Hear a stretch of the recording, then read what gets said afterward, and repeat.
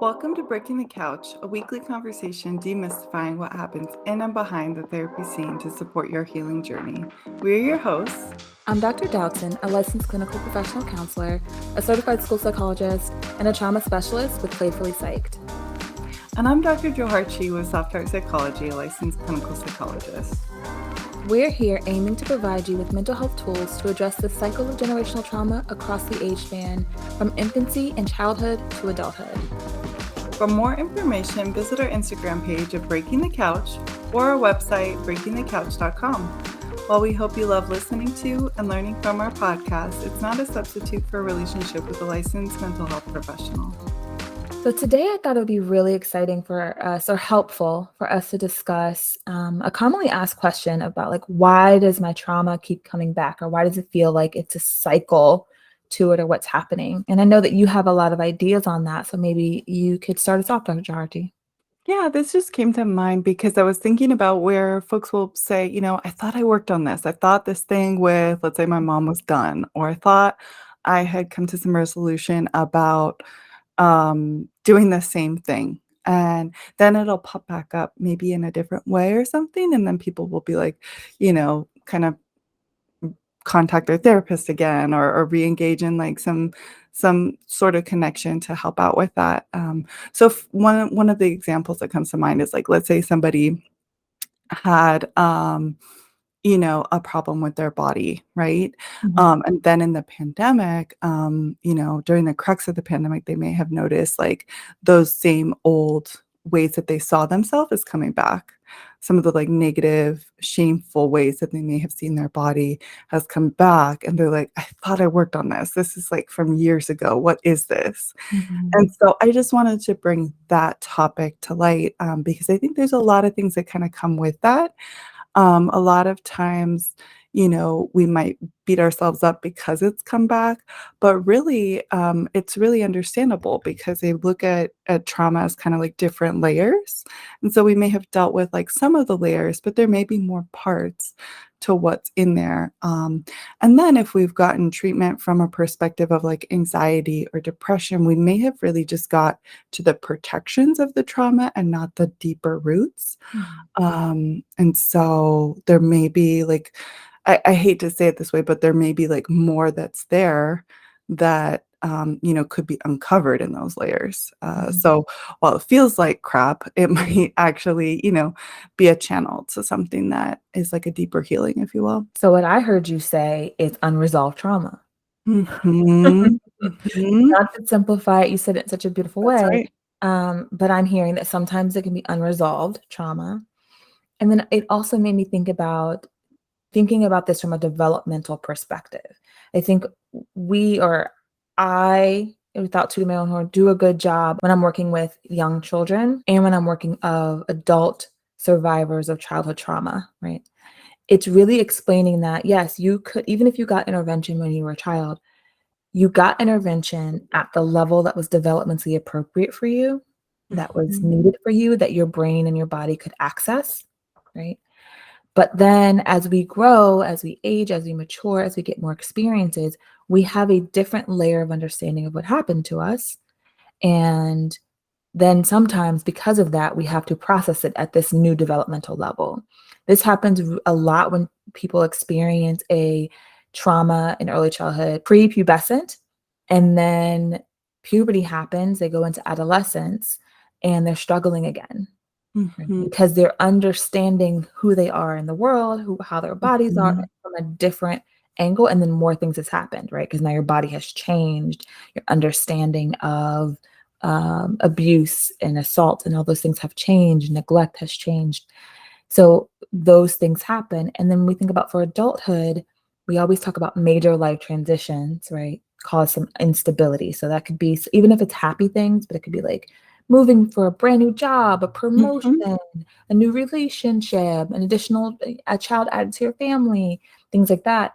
Even if it's a happy thing, something you're excited about, it's still destabilizing and may start to bring up thoughts and feelings and a different layer of understanding from a trauma that happened to you a long time ago, right? And so it needing to understand that Mhm. perspective. I see this happen a lot with people when they become parents, so if they've had any type of childhood trauma that was related to, especially if it was related to like parenting relationship problem with their family of origin, and then they become parents at some of the different developmental stages of their child, they notice, they're feeling differently, they're frustrated more, they're creating more relationship ruptures with their child.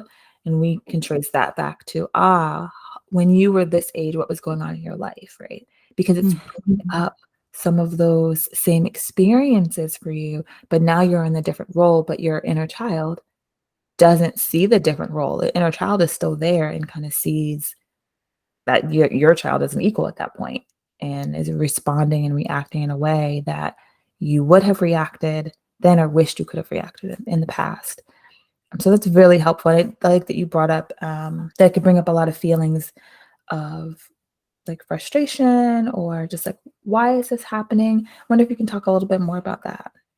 Yeah, yeah, absolutely, and I love that you brought up the developmental, like, age span as far as, like, also just always kind of debunking the shame and kind of bringing that down because you said it so beautifully. You said something like, that they may have addressed it in the way that was appropriate at that time and place at, like, 10 years old or 20 years old, but now that Mhm. they're 40 or whatever, it may look differently for them. So I love that because I never want folks to like, but they do, but we do as humans. Like, I don't want folks to beat themselves up like, oh, why is this coming back up? Does this mean I didn't really address it? Did I not really get in there? And you're saying we did the best that we could at age 10 or whatever, right? Mhm, mhm. I love that.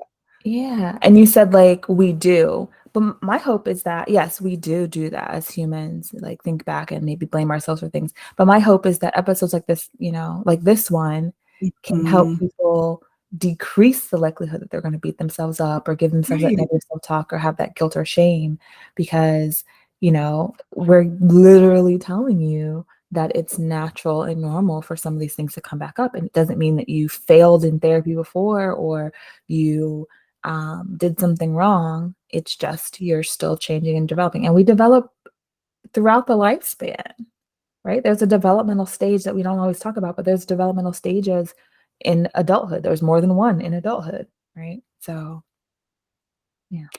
Exactly, yeah, and so kind of people have reached out, for example, who maybe used to have, like, disordered eating or, drug abuse in their history, right? And they're like, "Hey, this thing I've stopped. It's been years or whatever that I haven't had to, like, binge or use or whatever," right? And now I see, like, the great extent of my anxiety. Mhm. What can I do? How can, what would you recommend are my next steps? And I just hold that really gently because I'm so grateful that they stopped doing the thing that, hurts their body or whatever, right? Like Mhm. the use or disordered eating or whatever, right? Mhm. And I say, okay, well, that anxiety that's there, we don't know if you were self-medicating. We don't know if you were surviving. I mean, absolutely you were trying your best in that way. And now you realize that that doesn't serve you. So you stopped or you had to stop. You hit rock bottom, whatever it was. Mhm. Um, so definitely like wanting to hold on to that. And when we call it anxiety, is it really, and you taught me this, is it really trauma? Right. And so then I'll say, is there a way that you can do EMDR with your provider? Or can we start EMDR or some other trauma recovery approach Mhm. where it's not just looking at again, great, but like it's not just looking at the sort of let's say like the panic disorder or the way that they speak in public or like something as far as like what's on the top, maybe Mhm. like looking at a few layers deeper as far as like how they grew up, how much attention they got, right? Mhm. Mhm. How much they felt loved in their family, right? That's one of the ACEs questions, like, did you not feel loved or something like that? Mhm. And so looking at some of those adverse childhood experiences to maybe inform their next steps in their healing journey. Mhm.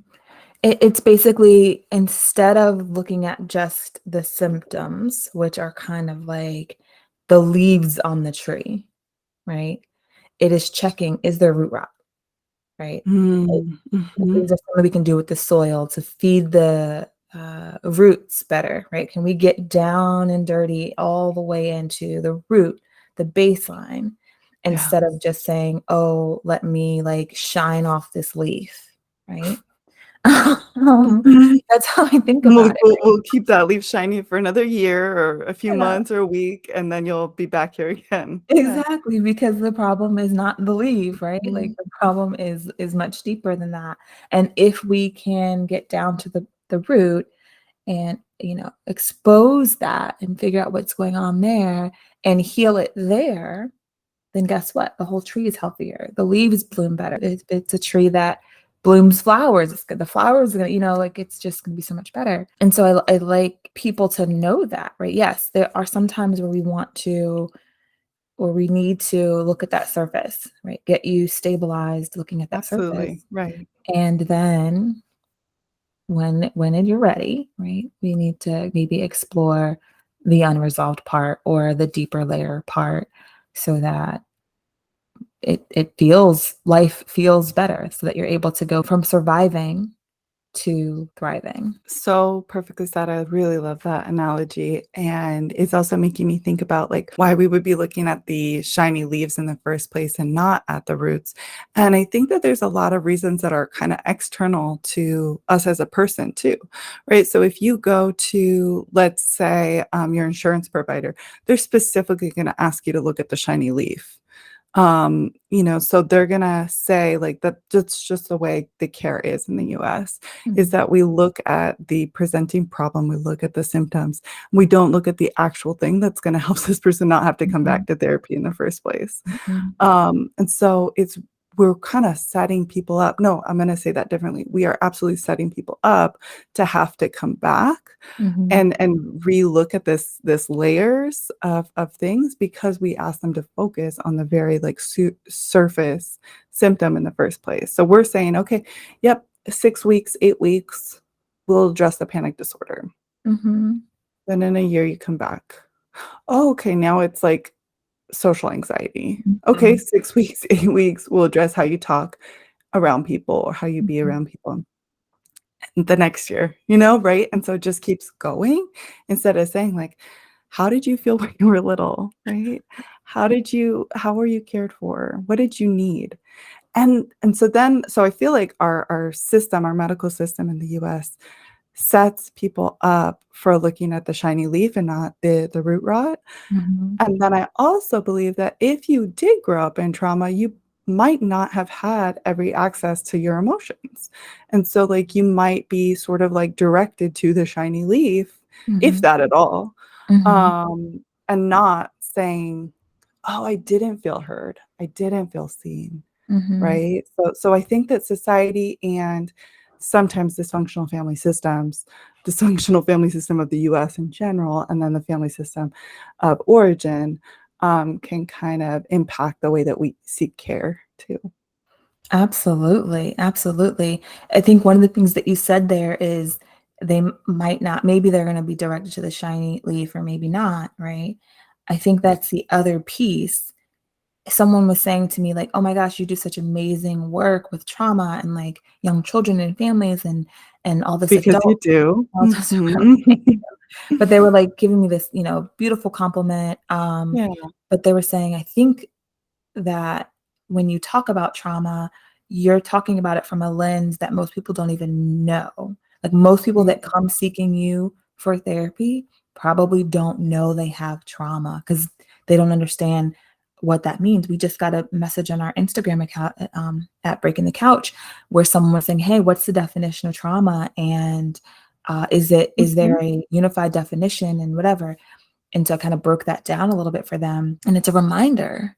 We say trauma, and yes, we've had, I don't even know what episode number we're on, 17, 18 or 18, 19, maybe. yeah. Mhm. Yeah.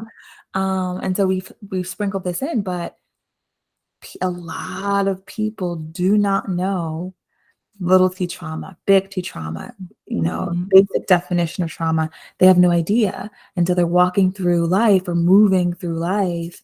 Um, with significant trauma history, experiencing present trauma, and not knowing it. And so like what we do talk about, what is well known, are what the insurance company is saying, these symptoms related to anxiety, these symptoms related to depression. And even with trauma, so we think about PTSD, there's like a rigid diagnostic criteria for PTSD where all people don't fit in there. And in the US, we do not yet have complex trauma as a diagnosis. I know they're trying to put it in, and it is in the ICD 11. Are they on the 11? 10? It's proposed in the upcoming ICD, which I think is the International Classification of Diagnoses. I think that's what that stands for. Where they do have a complex trauma definition, which I think more people, or some people, would fall into that than just traditional PTSD. Mhm. But people just don't know, right? And so I think that we have a role, a responsibility, an opportunity in our field, for those of us who are trained in trauma, to help people identify those definitions and then help them resolve and process and recover. Because right, when if people are following this 6 to 8, 6 to 10 session model, you can't get to the root of something in 8 to 10 sessions or 6 to 10 sessions. And that reminds me of like one of my theories, as far as like sometimes therapists don't even know those definitions of trauma. I mean, you and I have talked about this, but I've had people who I've worked with, or like supervisors or whatever, where they just didn't believe or understand the extent of trauma, right? And I was like, how do you not believe in that? Like, once you hear about this, right? It reminds me of Dr. Nadine Burke Harris's The Deepest Well. Once you hear about this, you're just like I latched on. I was like, what? Oh my gosh, this makes so much sense. So it does still kind of surprise me, but I have this weird theory. I don't know if it's like a little bit of a conspiracy, but I believe that like some therapists don't, I don't know how to say this in a not paternalistic way. I'm just going to say it, but I wonder if some therapists don't want to do that work on their own self and their own story. And Of that's what course. has us resisting. I'm not going to say us because I really don't buy into that, but has some therapists resisting trauma, like some therapists resisting the importance of assessing and treating trauma. And so that's my little theory, is that like I think that sometimes you're saying people don't know what trauma is. I think therapists don't choose to learn what trauma is too. Of course. I mean, they're people too. Yeah, Therapists are people too. that's But no, right. I love that. Yes, I think that I don't think it's a conspiracy theory. I think that there's validity to it, right? That there are Mhm. some therapists, there's a couple different categories, that don't believe, right, that early childhood trauma can impact you in adulthood, that exists, because you forget. That was one of my biggest pet peeves, when people will say, oh, something happened to you when you were 2 years old. Oh my gosh, you won't remember that. You're fine. Right. And I'm like, body keeps a score. The body remembers. You can sense what's happened to you, those It's things. your pet peeve because you know the research, like you Oh, know the facts, the data that say that we do remember those things. Yeah. exactly. But so there's that camp. There's a camp of people who just honestly don't know. And like you said, to some extent, maybe some of them are afraid to learn about it, because then they would have to do some homework. An effective trauma therapist absolutely needs to have done, be doing Mhm. their own trauma work. Mhm. Because, if therapists are out there listening, because if you start to learn about trauma, become trained in a trauma intervention or multiple trauma interventions, and then you have sessions with patients, things will come up for you. Of course. Undoubtedly they will. Um, Now again, if you're one of the like really, really small, like 1% of people who have like a ACE score of 1, okay, or who has like not experienced adulthood trauma, okay, maybe you don't have to process anything. Most of us have enough trauma that it would be helpful to go through that work on our own, and at least to understand what we're asking our patients to do for themselves, what that experience is like. And if you don't, then that's when you risk causing harm, right? When you are just going out there and like trying to read from a manual without really understanding what's going on, you could be harming people. Right. So I definitely think that's part of it. And that's, I think, going back to the public, it's making sure that you don't want, if you understand what trauma is, if you're thinking about maybe this is trauma, like I've been back and forth with this, it's anxiety, it's the panic attack, it's social anxiety, all these different things. And then you Mhm. say, oh, I heard that podcast episode, maybe it's trauma, let me find a trauma therapist, right? What you want to look for is someone who is trained in a trauma intervention, if possible. Because there's a difference between trauma trained and trauma informed. That's a Trauma good point. Trauma informed is a model, like a systems model that has 6 layers of like what it means to be trauma informed. Hospitals can be trauma informed, schools can be hot trauma informed, your dentist office can be trauma informed, a yoga studio can be trauma informed. You don't have to have any trauma training to be trauma informed, right? So that person is going to be able to help care and nurture you and provide a safe environment, but they're not going to be able to get to the root of your trauma. They're not going to know how to do that. They're going to be doing weird things that could be harmful because they just don't know, right? Someone who is trained in one or more trauma interventions, who is trained from a trauma perspective, it means that they have trauma, they're trauma informed, but they also have the full battery of understanding what trauma is and how to help someone through the recovery stage. So I think that's really important. And so when you're looking on Mhm. websites and you're calling companies and you're kind of thinking like, who do I want? You want people that are trauma trained. Or it's also okay if you get someone that's like a graduate level therapist that is supervised, then you just want to look up and they should have their supervisor publicly displayed somewhere. Look up if their supervisor is trauma trained, because a supervisor can also train their supervisee to be trauma trained. And so that would be my biggest piece of advice for people when they're looking for a therapist that has trauma intervention capacity. Yeah, thank you so much for that, take home point. I feel like if folks want to, kind of take something from this, that's a really positive, helpful next step. So if you are noticing that, just kinda summarizing what we talked about, that stuff is popping back up or popping up in a different way, um, you're not alone. Mhm. That is totally, understandable and kind of one of the ways that we talked about that trauma shows up. It's like kind of in these different layers. And Mhm. so if you're able to, we also talked about find a therapist who's done some of that work for themselves, then, you're on the right next step. And just that noticing that has come up again for you in a different way is a great step as well. Mhm. Yeah. So, as always, we want you to feel free to follow us on Instagram, tag us in your stories, leave comments on our videos or our post, engage with us so we can know what's helpful. What do you want to know more about? And we mentioned books like we did in today's podcast. There's always going to be a link to our bookshop. Remember that bookshop does give us a really, really tiny kickback if you purchase books from there. But the main goal is that it helps keep local bookstores thriving and afloat after so many have had to close due to big business undercutting the market. So we want to make sure that they get support. And then we have our website, breakingthecouch.com. Please visit it. You can fill out a little survey. You can leave comments, just if there are episode topic ideas you want us to bring up, questions you want answered. If you want yourself to come on the podcast and have a conversation with us, we'd be open to that, exploring that possibility. And those are the ways that you can reach out to us. And then, of course, we have a YouTube channel that allows us to have some captioned videos for people who need to access information in that way. Until next time. If you are looking for a therapist for yourself or your child, you can visit our websites, playfullypsych.com or softheartpsychology.com. We appreciate you joining us this week and can't wait till there's another opportunity to jump on the couch with you next week.